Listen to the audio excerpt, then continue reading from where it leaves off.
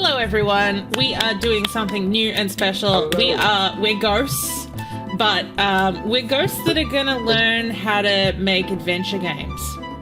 Because what else do you do in the afterlife? It's true. I mean, what's it called? Okay, so I kind of know how to make adventure games. I haven't, released many of them, but I know the general process. There's a couple of things I need to learn myself that I've let other people do for me in the past now it's time for me to learn it. So I figured I would train up Dave, who's up there, finger dance.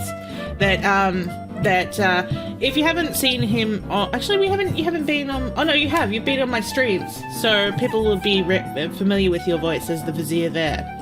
Yeah, see, disclaimer: it's a satire. Yes. This, however, is not. This is us actually learning how to do stuff. We're going to be learning Unity.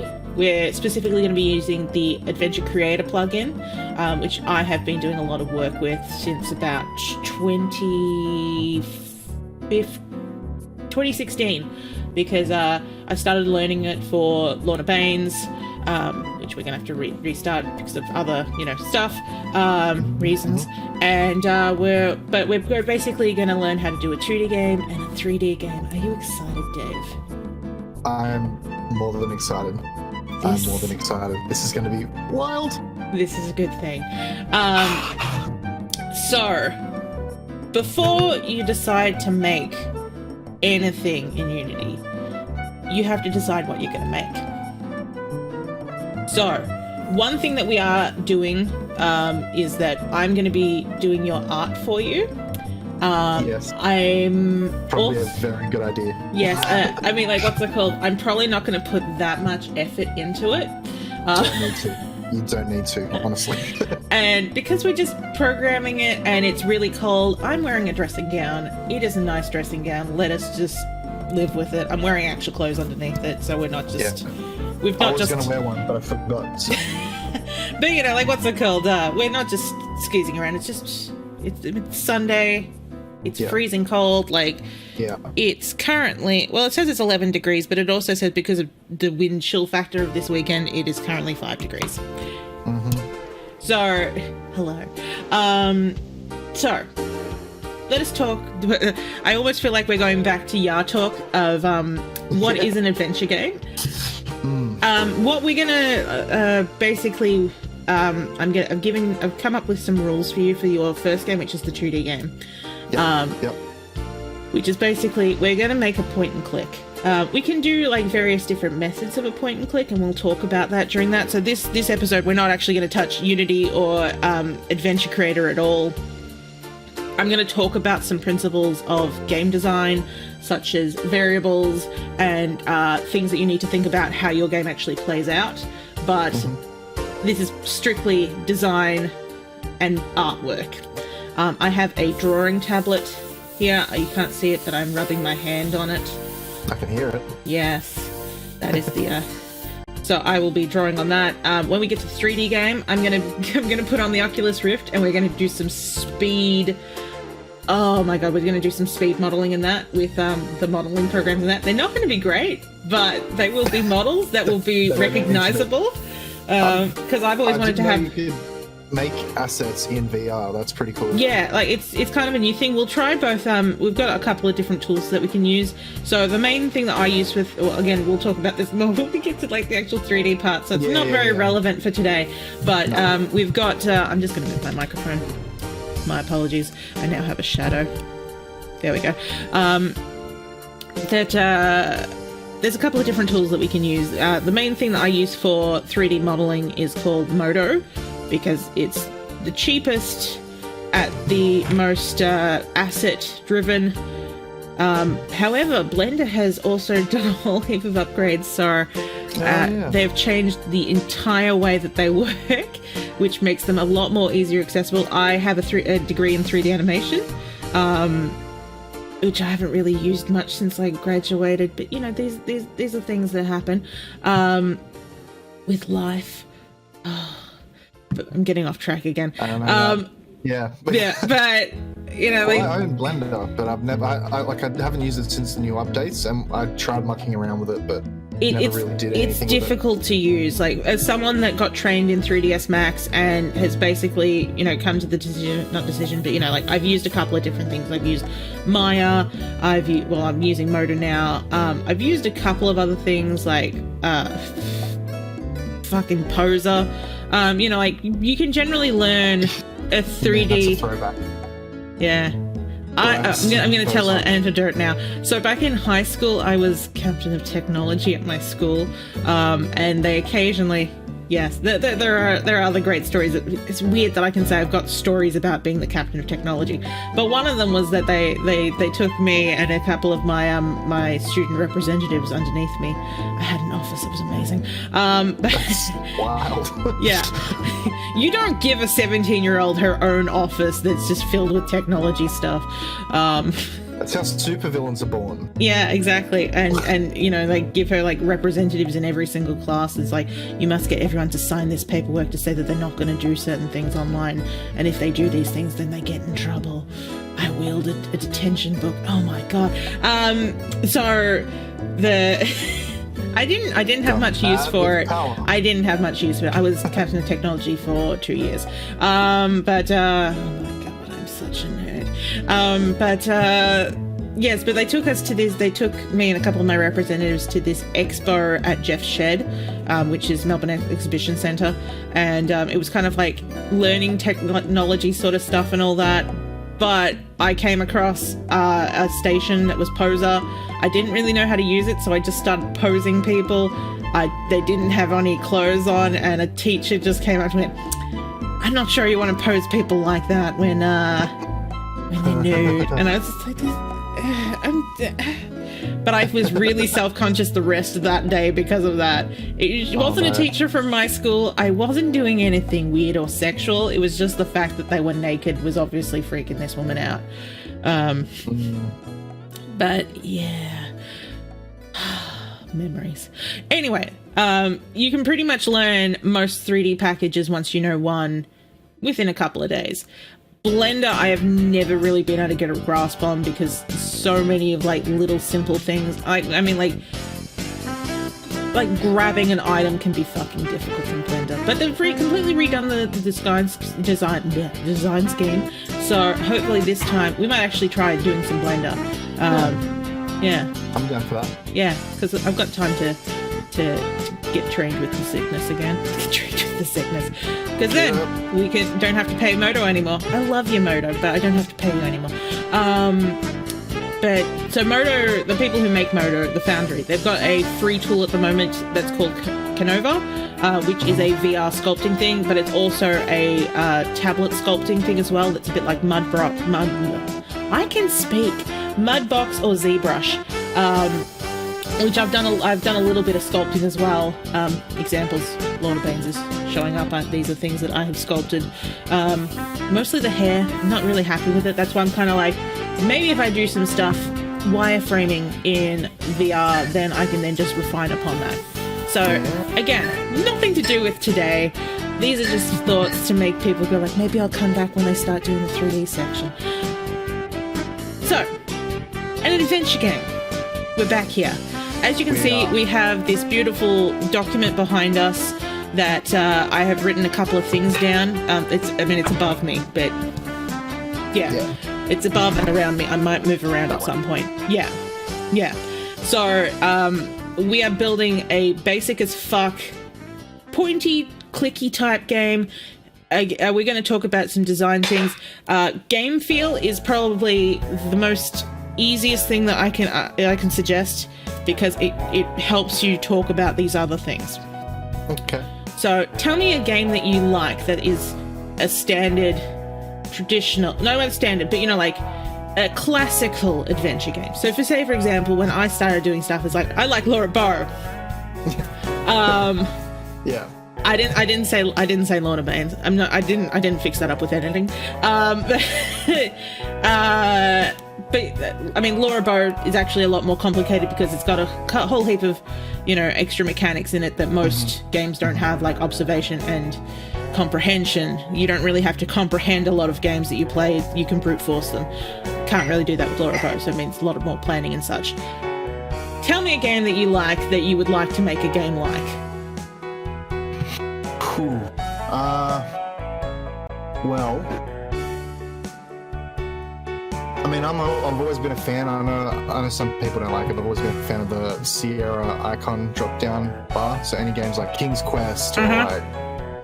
So okay, yeah. So that's because like, so you like the bar across the top. You like having verbs that you can click on. You like having an icon that swaps to that based on that. And I like being able to right-click to cycle through. That's exactly what I was about to talk about. Yeah. Okay. Yeah. So in our Google Doc, we'll just now we actually have the great thing about Sierra is that Sierra did a couple of different iterations of that. You do have the more standard classical King's Quest 5, King's Quest 6 version of that, where you've got the bar across the top and the icons and right click to select. You also have around that same time, but in the children's sphere, and this is the one that I used for Lorna Bane Zero, the coming of age, that really old piece of shit. There's I would call it the mixed up Mother Goose method, where you had like only technically 2 verbs, but that kind of comes back to more modern things. But you've got do and see. It just kind of crunches down what you've got available, and if you click on the scene anywhere and you're not on C, you will walk around. So it just simplifies the method just to you're either doing something or you're seeing something, and that actually is something that kind of happens now with a lot of more modern ones, but instead of having like a button at the top that you click do or see, or right click to scroll through them, you've got left click to action, right click to see. Yeah. But like that's that when we're talking about things such as context sensitive and such. The thing about the Sierra verb type of thing is that you're always generally knowing what you're going to do when you've got your verbs. Yeah. Overkill for this would have to be Gabriel Knight, where you had open and close and move, which you barely used those, but you had them throughout the entire game. So we're talking, you want to King's Quest it, that type of area? Yeah, Leisure Suit But okay, yeah, so you want a zipper? Is that the question? Do you if you're going Larry route, you've got to have a zipper, and you've also got to have a smell and taste, and that's getting you closer to Laura Bow territory. Okay, let's go back to King's Quest. I think. I'm ready for the zipper just yet. Yeah, so because that takes you down to you've got what's it called? Walking, doing things with your hand, seeing. Up. Yeah, picking up, because that's different from actioning with your hand, and inventory. Nice and simples. Beautiful. Okay, so we're going to go right click to cycle through. Now, also with the control scheme, they talk about interaction then hotspot, or hotspot then interaction. The difference with that, so hotspot and interaction is kind of your verb coin sort of thing, so we don't need to worry about that, but that is something that you can keep in the back of your mind for when we get to the 3D game if you want to do a verb coin. But we will be working through, I'm just actually going to put that in, we're going to be interaction then hotspot, because that's basically what it's looking at first. Is it looking at the hotspot and then asking what you're doing with it, or are you doing something and then saying what are you doing it to? Perfect. Okay, views. Now, I don't think I've actually seen a first-person game do the King's Quest design schema of like the verb thing. That actually might be an interesting thing. We could be pioneers, but generally there's the first or third person. Now, when it comes to first-person view games, you do have a couple of different options. Since it's going to be a shooter game, it is literally going to be like you click to a place, you move forward, you click to a place, you move forward. It's that new ground sort of feel. You interact by moving forward and backwards. Third person, the main difference between, obviously third person, you're always just going to have that room that you're in, that most people, when they make a adventure game for the first time, they make a room and they deal with it. But like what I mean, you've got the overview that's kind of like a 3/4 above looking down sort of view. The thing that I do like about first person view, you don't have to worry about animating your player character at all. Yeah. It's done. Yeah. It's just your eyes. I mean, you probably could go over and above and like do hand stuff, but don't get me started. But Not making an FMV game here. no. Although maybe that could like masterclass it afterwards. Let's go back. Yeah, let's stay with the simple things. Okay, so would you like to do first or third person? Shit. See, I want to be a pioneer. You but want to be I a feel pioneer? Yeah. Okay. Fuck it. Yeah, let's go first person, be a pioneer with this King's Quest style. Oh, I'm excited. This is insane. I love it. Okay. Oh yeah. I mean, like, there might be somewhere out there that they have done this, but I literally cannot think of a single game that. If you guys can think of a game that's done Yes, this, please let us know. It's probably Because I wanna something see on it. Newgrounds, but fuck it, tell us about it. Yeah. Also, sorry, by the way, we are swearing. Oh. Okay, so now we get to talk about plot in a sentence, because this is going to be like the main call of your game. So like, how do I put it? Let's talk about Leisure Suit Larry in this. I would say plot in the line is 40-year-old virgin seeks to get laid. Okay. So you can start with your plot in a sentence first, or you can start talking about characters and then work out what your plot line is from that. So would you like to talk about who your player is, or would you like to talk about a story that has come to your head? Well, it's one room, right? It's one room. That's what we're doing. It's one room. Now, if it's first person, we like, even though it's one room, we like, what's it called? When it comes to one room and first person, especially when it's 2D, you have two different ways of doing it in Unity, that either they're all actually separate rooms or you just have multiple scenes. So Unity allows you to actually outlay all your scenes in the one thing and just call them different camera views. We're going to do the different camera views because I'm quite familiar with that. Cool. So yeah, so as much as it's one room, you're actually going to end up with a couple of different screens because of that. And That's when right. I might have to get open modo just to do a quick little bit of. Here's a question from the student. Yes. I have an idea, Okay. but I just want to hear you vocalize it. Okay. What is a room? Okay, so a room is a location that your story will be taking place in. Now you can be outside. You don't have. It's not a room. It's basically. Yeah. I'm going to call it a contained box, but it's a contained box of your story. It's not. It's the limitations of this is as far as you can go. Yeah. Now, since we are doing first person, you will have a couple of screens that you can work with. Whether or not you want that to be like you're in a park and you're looking at different directions, like in Zork. Because like you can look at it that way. Even though you're in the one location, you've got different angles to look at. I think that's pretty much what I was going to say. If you're inside, you could be like the room, but you've also can look into a cabinet. Okay. So, Okay. I'm thinking I want at least one location to be outside because I have an idea for a puzzle already. Okay. So, when I say, yeah, I mean, we can do more than one room if you want to. It just had to be. I don't want to go too crazy because we don't want to blow out our scope. What about 2 rooms? Okay, we can do 2 rooms because one can be less detailed than the other. Yeah. Okay. Okay, perfect. So do we have a location? I'm thinking like, well, the puzzle. I don't know if it might be. I'm just gonna say if it's too much, we'll revise it. Puzzle involves a car park. Doesn't Okay. have to move or anything. So we're like, we're police questing it. Okay, sure. So maybe one room can be the living room inside, and then he goes out the front of his house and his car's parked there. Living room. And then we'll just call this the car park. Yeah. Oh, the garage. Garage. So then we're still limited with inside Yes, a space I like that it. I so like it. I because like it. especially when you start talking about outside, I don't know, this is just me, I start thinking about, you know, like you draw a tree and then you go, but you're going to be able to see something past the tree, like what the fuck's out there.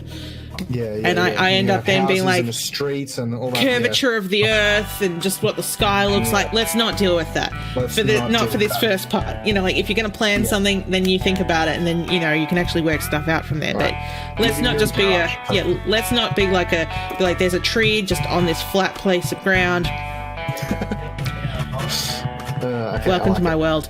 Okay, so we've got the living room and we've got the garage. Who is our main character? Mr. Bulb. Mr. Bulb. Is he an anthropomorphic bulb? Sure. Okay, so he's Sure, why not? a living bulb man. Living bulb man. And we're going to do a drawing of him in a moment, but we will now the stipulation I gave you is that you had to have one other person that you could speak to, or one other thing that you can speak to, since we have Mr. Bulb. Who is Mr. Bulb's trying to either impress or try and get information out of? Maybe he's trying to kill somebody. What? Mr. Bulb wouldn't do such a thing. Who else is there? What else is there? Are you the other character? Yes. Okay. I'm Mr. Bulb's roommate. Or are you? Can I? Because like I just had this idea of being able to draw a bulb. Maybe no. Maybe the main character is you, and you're talking to Mr. Bulb Man, because I like the idea of drawing a bulb Mr. man. Mr. Bulb is my roommate. Yeah.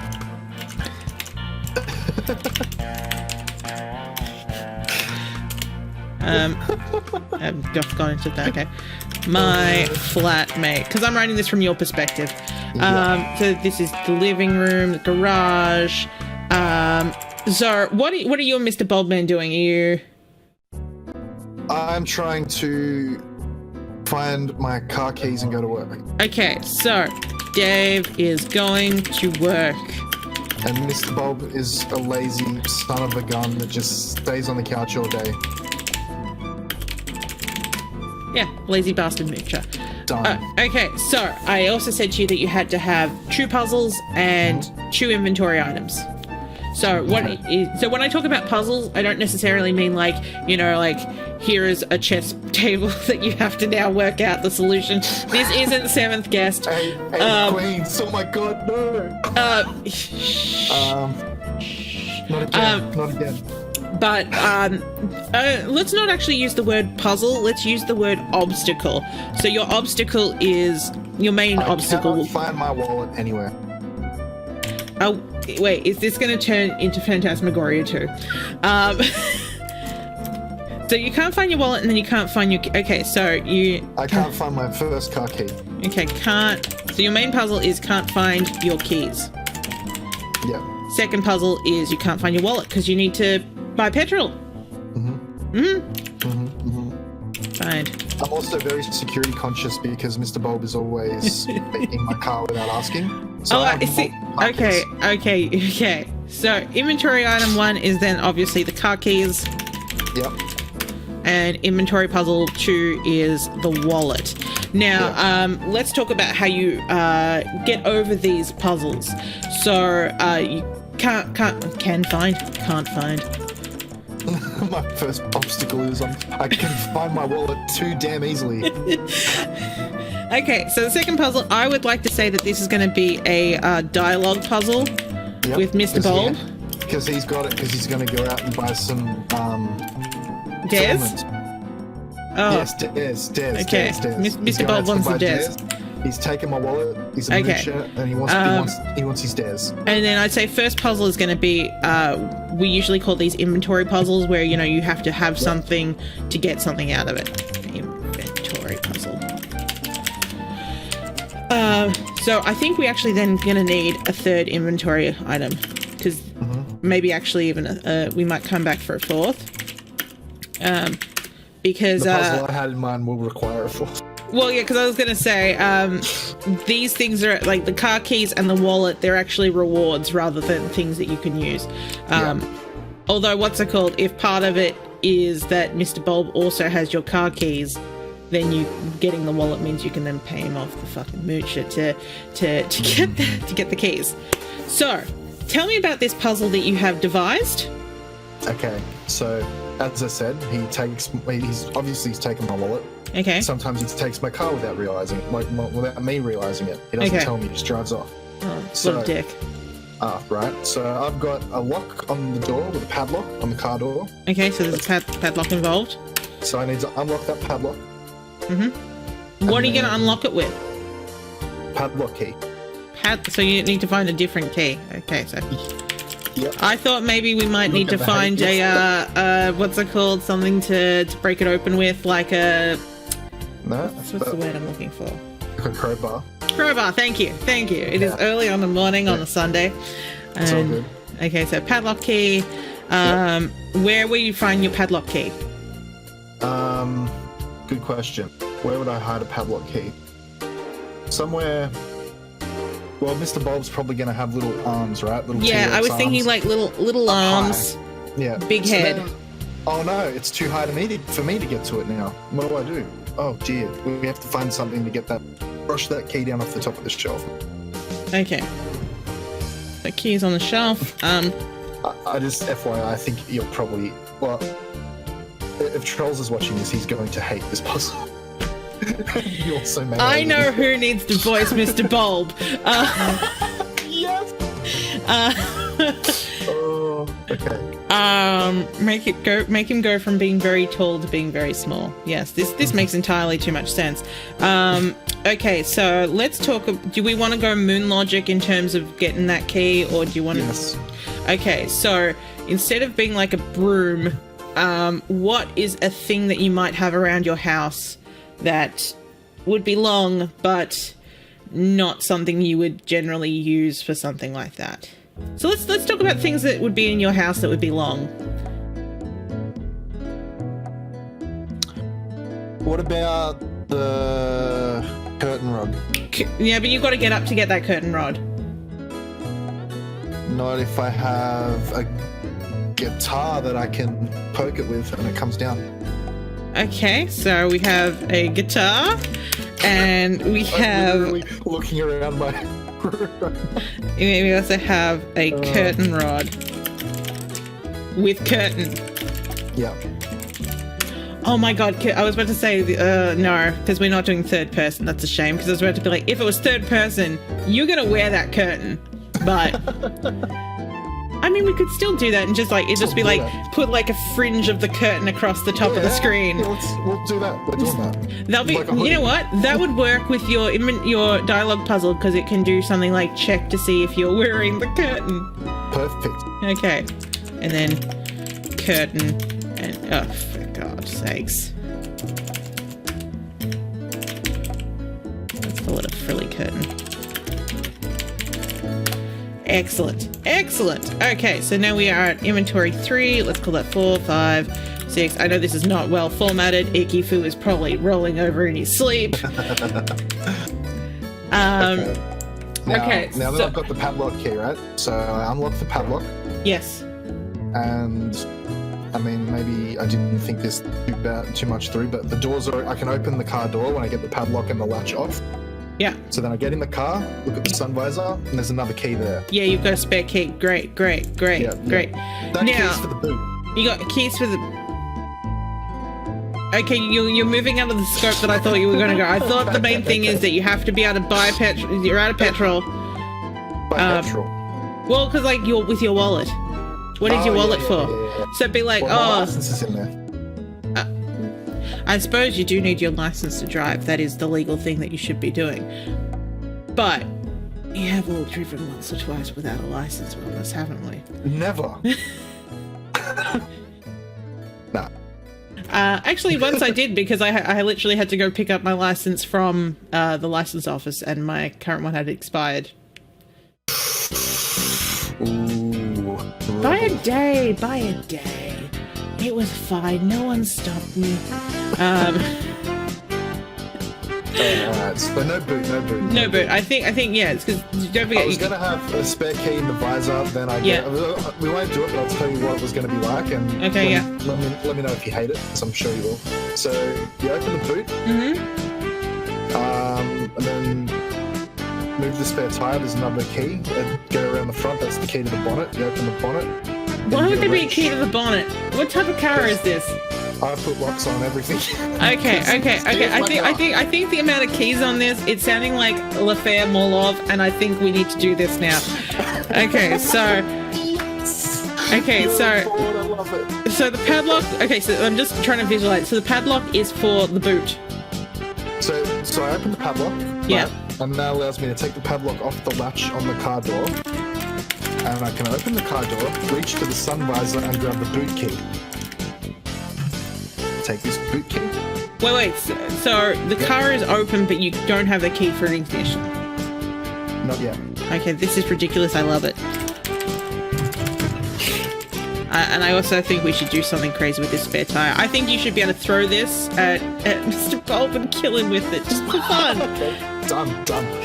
If you believe that you can get me to somehow make that happen, then we will make it happen. Yeah, I have it in my mind already.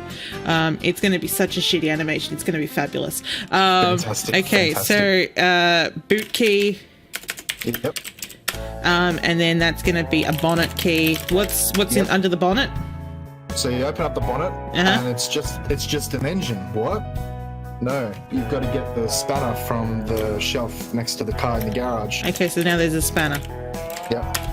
Okay, so and then you use that spanner on the engine to undo the nut. Yep, on the engine, and it takes off like a carburetor thing. And there's the ignition key. Engine cover, because you have to put that back, otherwise the car will explode. That's right. Yeah. That's okay, right. and then there's your car keys, which is your number one inventory puzzle. That's my ignition key. Yes. Yeah.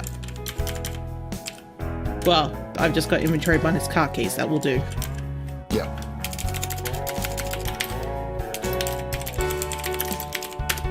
This is a ridiculous game and I love it. Alright, okay, so let's talk about series of events. I do technically have another tab, but I think keeping these on the screen while we're programming it in. So, okay, so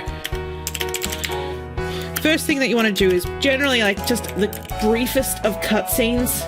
So what would probably happen in this cutscene is fade out of darkness to the room and go, "Hi, I'm Dave."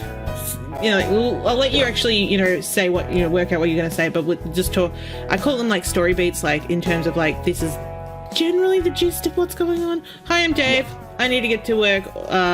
Or like, I'm Dave. I'm going, "Oh God, it's time for work." Blah, blah, blah. I need some dares as well. My bloody flatmate is at it again. And Mr. Bulb will be there, and he'll be like, I'm not even going to do a space quest. Sorry, I'm literally going to do cookies. "Oh, I don't know what happened to your ignition keys. I might have put it down the drain. Maybe threw it away. Something insane." Oh, fucking Bulby. My bloody wallet. I know he's got my wallet. Yeah. He was talking about dares last night. Well, I think the wallet thing's not going to come up until you solve the car puzzle. Oh, right, yeah. Which is like, I fucking can't leave without my license and my money. Yeah. So fade out of darkness. Introduction. I'll let you write that when we get to that. Yes. And then the first thing that you want to be able to do is talk to Bulby. Yeah, first thing. Talk to Bulby about what a shit he is. Yep. And that kind of gives you the like, you might either inner monologue it, or he might be like, "Oh, I know where this, like the padlock key is, it's up there." So then your first thing then is to do the, second thing actually, because, I'm just going to go choose. Again, formatting, I can fix this later. This is our vision board of what life will be. Can you please stop yelling? I like that. What's it called? We have some shared spreadsheets he and I formatted most of them of one of them that I just started up, and like last night he was like, and this one's not formatted. I'm like, no, I formatted. It's like, not this tab. I'm like, damn it. Yeah. How lovely, man. But what's it called? So then this is the get. Well, you want to get the guitar. Yeah, get the guitar. Guitar. Do a mad. 3. Get curtain rod with curtain. 4. Use curtain rod with curtain. Get padlock key. Padlock5. Use padlock key, thank you. Lock. 6. Move tire. Get tire, really. Get tire, yeah. Yeah. 7. Get bonnet key. 8. Get spanner. Again, you can get the spanner earlier, but these are like, this is your optimal path of how to get through. This is. I like to think of it as you're walking or you're writing a walkthrough of how to get this game up and running. Take cover off engine. With spanner. Well, I'm just gonna. Oh, well, yeah. It's insinuated because the thing before it is get spanner. Get spanner. Yeah, good shot. Actually, I'll just write that with spanner. With spanner. With spanner. 10 is get ignition key. 11 is put cover back. Where's my wallet? Oh yeah. Put cover back on engine. 12 is close bonnet. Look at these steps. Oh, everyone's gonna hate this. I love it. It's your first game, Dave. They're meant to hate it. I can't wait. I cannot wait. We can get more technical when we get to the 3D game, because there will be. Just imagine the puzzles this brain is going to spit out once it knows what it's doing. Yes. Especially since I'm going to be leading you through the garden path of let's talk about more advanced techniques. Or at least, which is mostly stuff I haven't actually released because I go like, this is really good, this is for a commercial project, and then I don't get far enough and it's just currently sitting there languidly. So we'll get there. I have just the one in mind that I want to see if you can solve it. Not solve it, but use it to its advantage. So we're closing the bonnet. We are using the car. Yeah. And then we go, oh frick, fuck. My wallet. 14. Talk to fucking Bulby again. Talk to fucking two. Dialogue puzzle or moida. Yes, tire murder. Get wallet. End of game. I think we have ourselves a mission. Only 16 steps. Okay. It's not that far out of the scope, right? No. Okay. I'm gonna.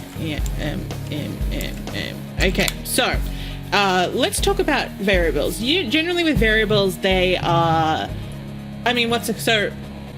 I'm just trying. We need to go one step back. Okay, so generally, when you have a interaction in a game, one of the things that you tend to want to do is check conditions or variables to see where your game is at, or how else to put it.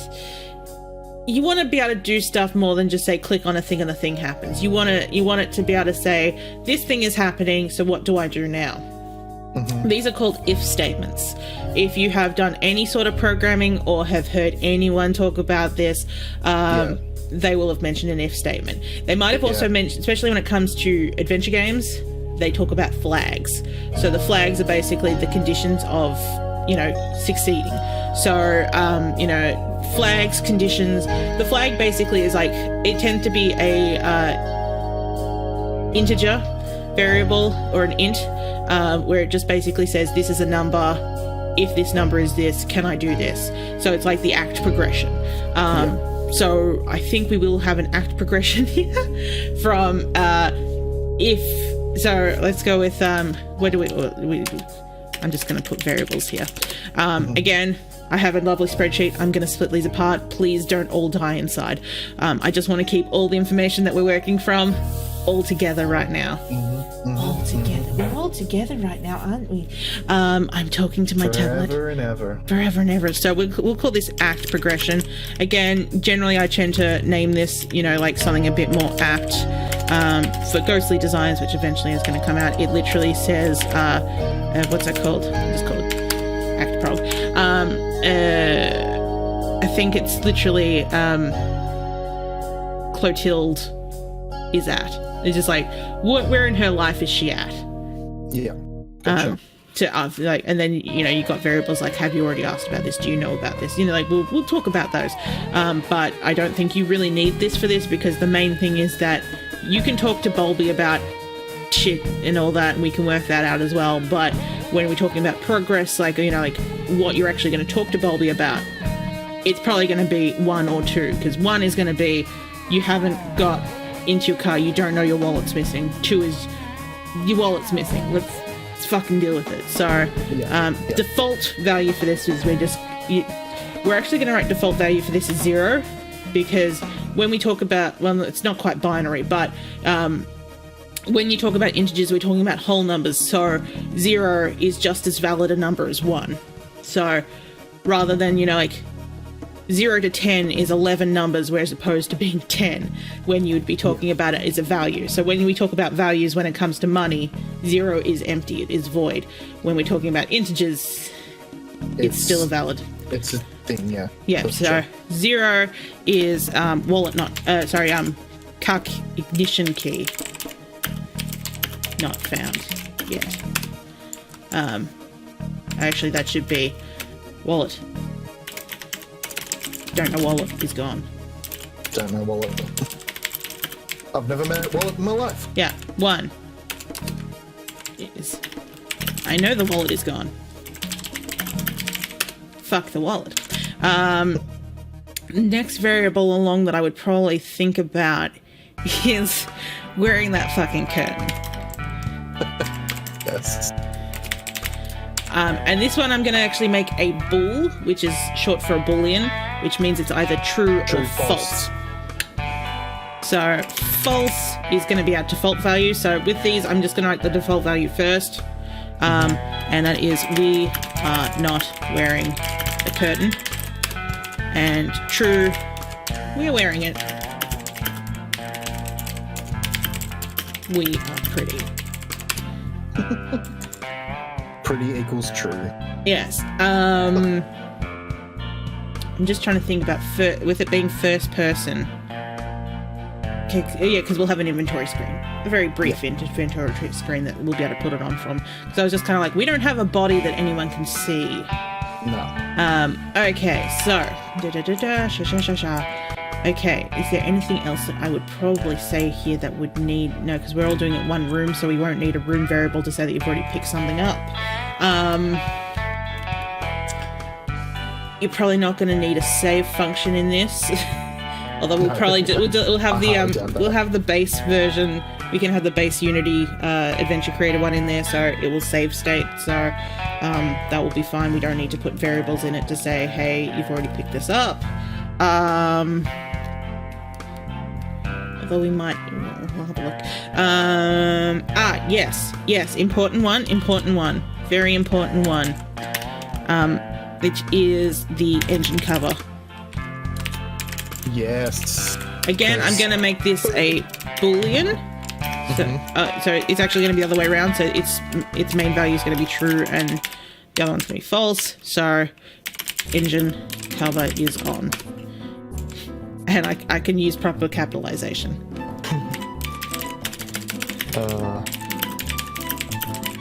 And engine cover is off.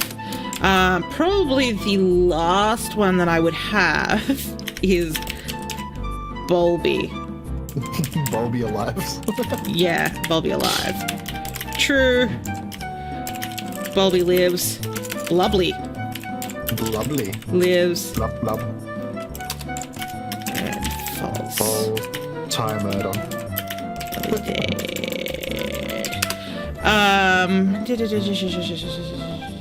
Yeah, that's we've got it. That's I am that you have. so excited to You have see 4 these come to variables. fruition. You have more inventory items than I thought we were going to have, but there's nothing wrong with that.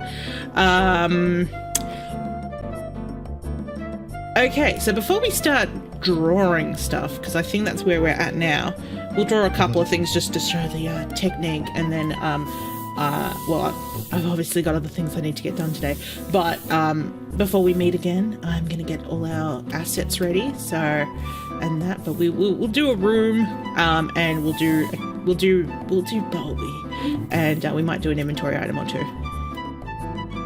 And you've stopped speaking to me. You've muted yourself. Yeah, there you go. You Well. enjoy, yeah. Well, You do that from time to time. So yeah, so we have that. Yes.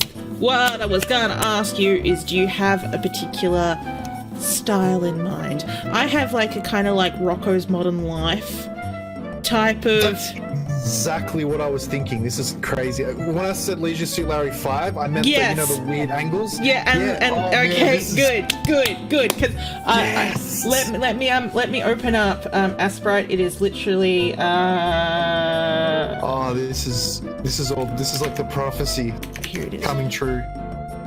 Yeah, so this is Asprite. This is on Steam. You can also buy it standalone. I think I bought it when it was on sale for like $10. It was amazing. But Me too. Me too. I think generally it's about $14.99 USD, which means it's about 23 for us at the moment. They're always doing a lot of updates for this, as you, like, you know.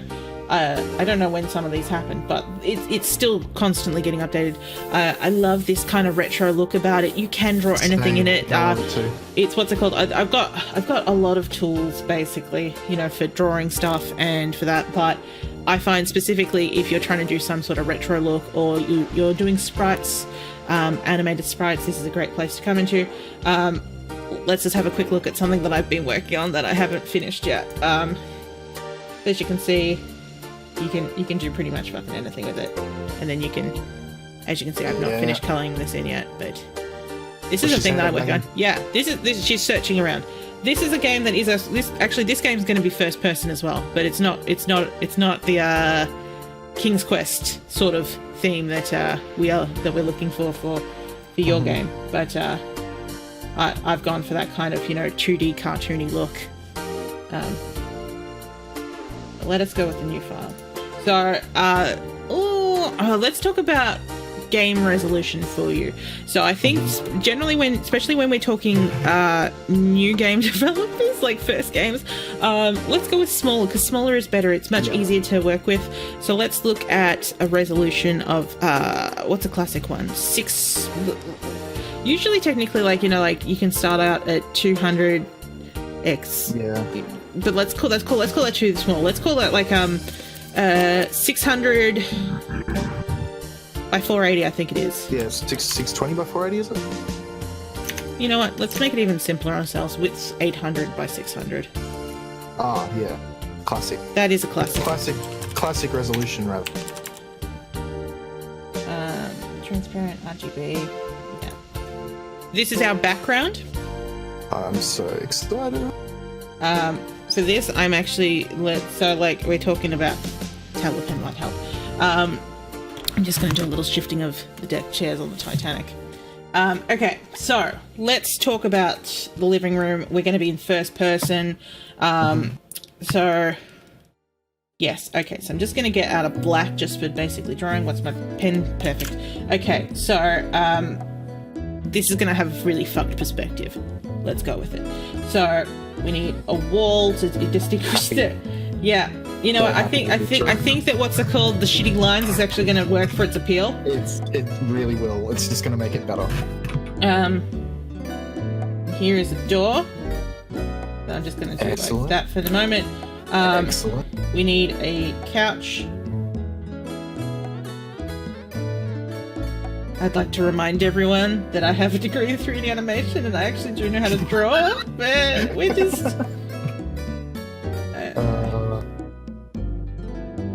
You're just trying to make me feel better about my learning, right? I think I'm just making myself feel worse about my how. Because this is the thing. Art is a thing that you need to keep working at for it to look decent. Yeah. And also spending effort and time when you're actually doing than just going like, this is a weird box. So this is going to be couch cushions. I think considering I work at a furniture store at the moment that I'd be like, yeah, I know how to do that. Okay, yeah, okay. Oh my god, what is that? A razor? Let me just make my razor bigger. That's what she said?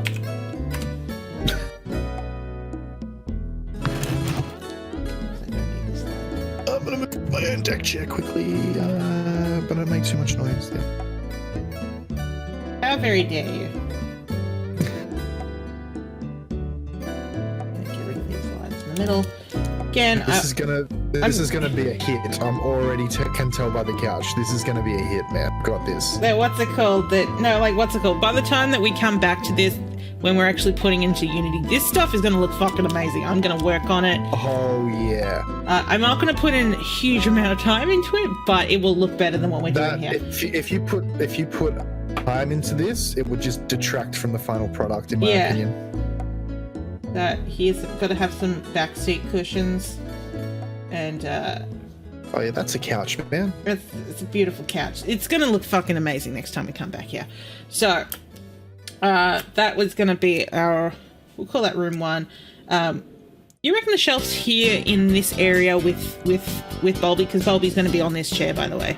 Yeah. In fact, yeah. I'm even going to draw him in.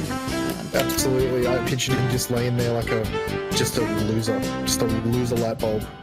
No hope in life, no aspirations. I'm gonna hide this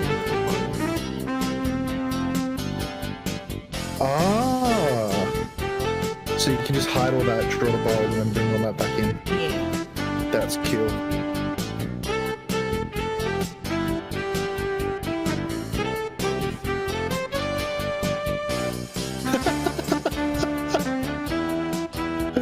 Oh, it's ridiculous. It's so good. Got little tentacle arms. I don't know why. Yeah, he does. Yeah, he does. There, he's filament arms. Oh my god, that's perfect! Yeah. So then we need Yep. these are his eyes. Yep. And And do you reckon his mouth is on the glass or on the screw thing? I like this That's being his neck. that's his neck. Yeah, gotcha. Yeah, absolutely. I like the idea of him just having a one of the yes. Bellissimo. What type of pants do you reckon he's wearing? Trackies. Or is he wearing just underpants? Yep. Like little briefy. Yeah. Like a wide front. Yeah, wide front. He's wearing a little wide front to hide his filament. And let me bring back that chair just to... He's gonna have tiny little filament legs as well. Oh yeah, he is. Hanging over the edge here. Coming into his Y fronts. This is fucking ridiculous. It's so good. Yeah, let's have that so I can just make this Okay. right.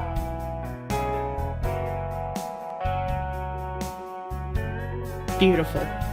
I don't think he... I'll also do... actually, we'll do some animation now. He's magnificent. I need a new frame. I'll take this the one I was after. And they've got these things called onion skinning. It's amazing. Just here we go. Onion skin. So I can see what his legs are doing in other frames. Oh. And Alt-N again. Alt-N. Alt-N, yeah. If you ever need, what's it called, shortcuts, you come to me. Don't Why did you not come with a pen?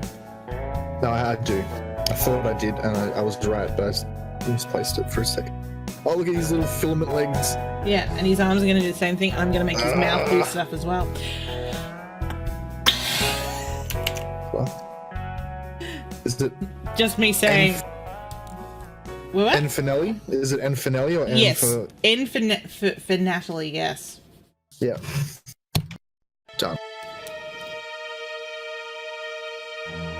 Yep, that is too far. And as usual, Control N for doing shit. He must always do shit. I think that's a... Yeah. Oh, look at that. Oh my god. He's alive. He's alive!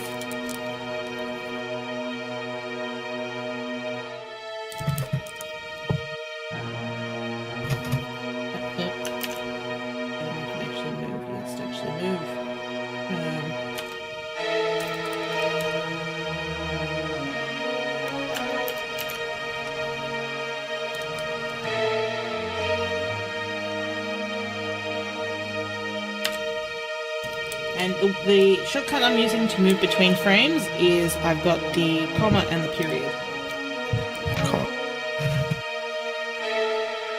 The common period, as some might say. Bastard.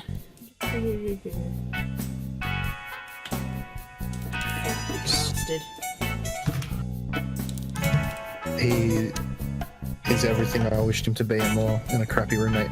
Yeah.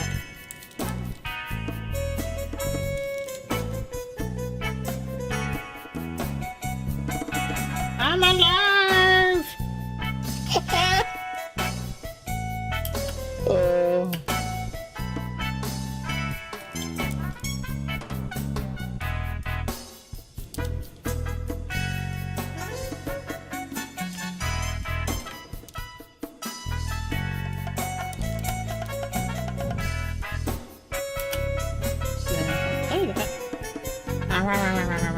So he will move when he talks.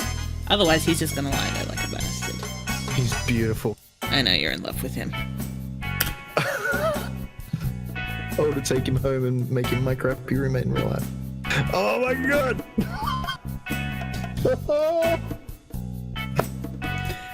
Oh, I hope Trolls can voice him. I really do hope he's available for that. Yeah, new layer. Shift N. So I'm going to use this Shift N layer. Sorry, this new layer. We're going to color him.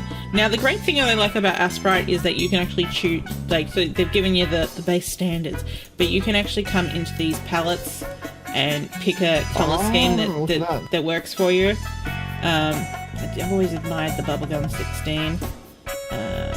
But is there anything that in particular jumps out at you? EDG 16, maybe? Ooh, nice and simples. So load. Here they are here. So I think since he's a light bulb, his back of his head should be this color, I think. Mm-hmm. Oh, look at that.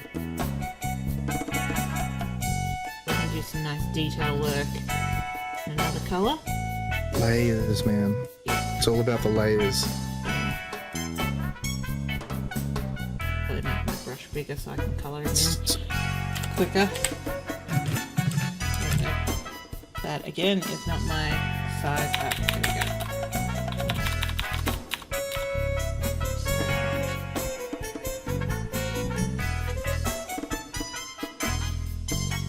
Oh shoot, I'm on the wrong color. No. I mean, that is kind of what I had in mind in terms of that, but I'm just laying down my base colors. Yeah, right.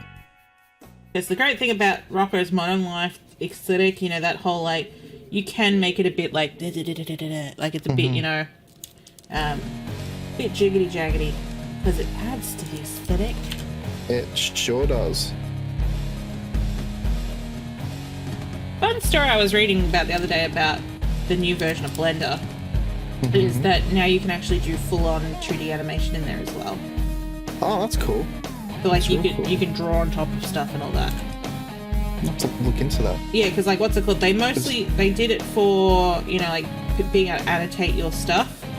Mm-hmm. But like there's now like full on films that you can make in Blender. So like, you know, like in terms of like you could do cell shading of like a background of something and then just draw on top of all of that with your beautiful artwork. Look at him. Oh, he's beautiful. Down for this. I'm also gonna change brushies. Now, cool thing about the brush thing is that you can actually make stylized brushes. Oh, that's cool. What I'm gonna do is I'm gonna come down here and I'm gonna basically set up a pattern. I need to get close to this. Okay, so I need to make a selection. That makes so much sense in retrospect, doesn't it? Oh, so you select that. Yep. And then Alt B. Alt B. Thank you.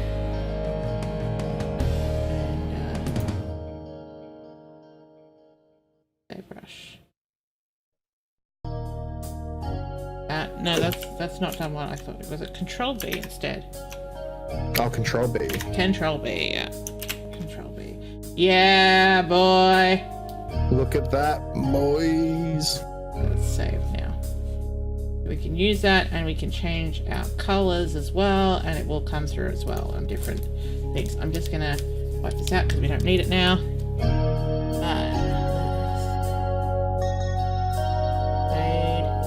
Oh, yeah. Oh my god, this is fantastic. This bezel.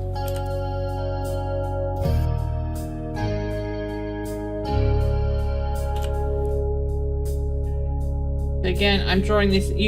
Generally you don't have to draw this in on every frame, but I think considering the type of aesthetic that we're looking at, it's just going to add to that whole. Oh yeah, look at that, man. Okay, so we can always go back to my previous brushes. I think, yeah, we're going to go with like basically, for our bases, they're all going to be like the paler shades, and all our emphasis will be on the darker tones. Mm-hmm. Let's finish his filament arms, however, are definitely going to be grey. Oh yeah, filament. And yeah, they're not going to be like, what's it called? I mean, the filament up here is, I probably can update that, actually. That's just because of his like glass, you know. The glasses, yeah, it darkens it. Yeah. That sounds about right. Take that, scientists. But I'm also not going to do any sort of shading on his arms. They're quite small and weedy, so it doesn't really have any much thing that I could be able to darken that in sections anyway. But the only thing I'll show you after we'll finish off this character. I'll show you how to export a sprite sheet, which is the main thing. Sprite sheet. Yeah. Okay. Epic. Yep.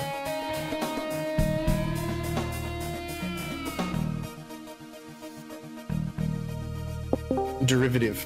Oh, Francisco's back. Hey, Francisco. I'm now Francisco. The grandma still goes. Welcome to the masterclass in making adventure games. Welcome. In making what? Well, I'm teaching our Dave how to make adventure games with Adventure Creator. We mate, we have come up with a hit. Like, this is gonna be big. Let me tell you something. Tell me all about it. I don't know if I can. I mean, we are still technically recording it, but you know, that's what editing's for. I'm currently, as you can see, I'm just painting in this bulb man. Do you have any advice in creating your first adventure game for our dear friend? Yes, I'm the student. This is like one of those guest speakers coming to the classroom. Mr. Grundislav's going to talk to the school. I think he's kind of decided to leave us. Oh, there he is.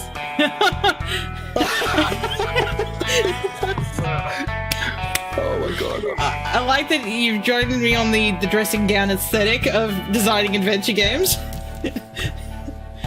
The only way to. Tell me more. Tell me more. Tell you things true about designing games. Oh, this is an honor. I can't believe he's talking to our class. This is insane. I'd like to say I pre-arranged this. Well, my advice is don't. Oh, such a card. Such a card. Hey, I'm the king of hearts. I'm gonna keep my robe on though. Yeah, I think that's a good plan. More appropriate than the other thing, yeah. Yes. I'm actually really curious to see how Adventure Creator works. I mean, not that I foresee any need to switch to Unity in the future, but I'm curious to see, what Chris Burden has, excuse me, has done. This is Bulby. We made Bulby. He's Bulby's got a thing. filament legs and arms. What I'm going to tell you is that we have designed a first-person adventure game, but with King's Quest controls. Yes. Which King's Quest? We're talking 5, 6, that area. Oh, so the bar so across the top, right-click to interactions. Yeah. We're not going to have a walk cursor. I've decided. We're just going to have a hotspot that you can move between places. Because it's first person. Yeah. So, yeah, you don't really. So let's talk about making sprite sheets before we finish up this beautiful He's episode. wearing a very elegant shirt. Yeah, well, I didn't know what his body was going to look like, so I was just like, the neck, his screw section, because he's not a bayonet, he's a screw-in, just goes straight to his shirt. So what kind of shirt is that? It is a button-down without buttons on it, although it apparently has exactly one button on it. Okay. It's one of those shirts that's made to look like a button down, but it's actually a t-shirt. Okay. But we're just going to talk briefly about making a sprite sheet, which is basically you come in here and you just go export sprite sheet. You've got a couple of things you can do: horizontal strips, vertical strips. You can do by rows, so like it can break it up into like considering that we're a four panel thing and we're boring Francisco, we'll just go with I'm joking. Horizontal strip. And I never took a nap. Visible layers, all frames, output file, which is like, where do you want to save it to? Oh, I think this might be a previous thing that I've been working on, but we'll just put it here. Sprite 101, export. It has been exported. Actually, I should have... Please open it, please. Yes. And then it gives it to me like that. And then I can use that to import that into Unity. Perfect. So we're going to... That's fantastic. Instead of individual sprites like AJ Yes. does. And we're going to go through that in the masterclass of how to actually turn those into animations. Yes. But I think that's all for this week. We've planned out a game. We've started building assets. Like I said, I'm going to come back and build assets. I know you can't see Wanderer anymore. We've got Grundislav here instead. It's still you. It's just you and Sonny's now.